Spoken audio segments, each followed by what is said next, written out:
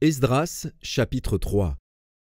Le 7e mois arriva, et les enfants d'Israël étaient dans leur ville. Alors le peuple s'assembla comme un seul homme à Jérusalem. Josué, fils de Jotzadak, avec ses frères les sacrificateurs, et Zorobabel, fils de Shealtiel, avec ses frères, se levèrent et bâtirent l'autel du Dieu d'Israël pour y offrir des holocaustes selon ce qui est écrit dans la loi de Moïse, homme de Dieu. Ils rétablirent l'autel sur ses fondements, quoiqu'ils eussent à craindre les peuples du pays, et ils y offrirent des holocaustes à l'Éternel, les holocaustes du matin et du soir.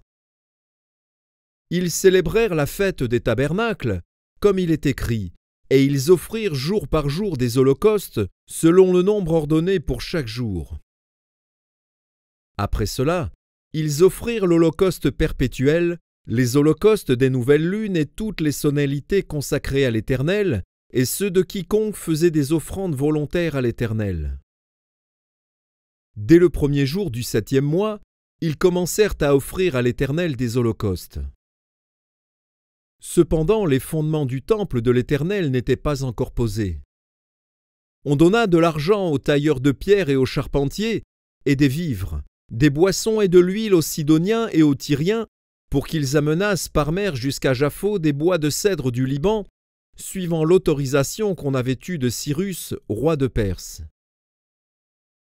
La seconde année depuis leur arrivée à la maison de Dieu à Jérusalem, au second mois, Zorobabel, fils de Shealtiel, Josué, fils de Jotzadak, avec le reste de leurs frères les sacrificateurs et les Lévites, et tous ceux qui étaient revenus de la captivité à Jérusalem, se mirent à l'œuvre et chargèrent les Lévites de 20 ans et au-dessus de surveiller les travaux de la maison de l'Éternel.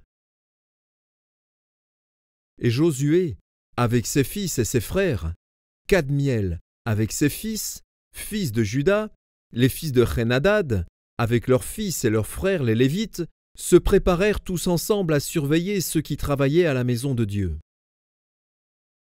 Lorsque les ouvriers posèrent les fondements du temple de l'Éternel, on fit assister les sacrificateurs en costume, avec les trompettes, et les Lévites, fils d'Asaph, avec les cymbales, afin qu'ils célébrassent l'Éternel d'après les ordonnances de David, roi d'Israël. Ils chantaient, célébrant et louant l'Éternel par ses paroles. Car il est bon, car sa miséricorde pour Israël durera toujours.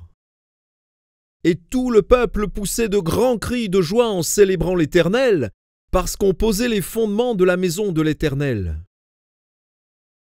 Mais plusieurs des sacrificateurs et des Lévites, et des chefs de famille âgés, qui avaient vu la première maison, pleuraient à grand bruit pendant qu'on posait sous leurs yeux les fondements de cette maison.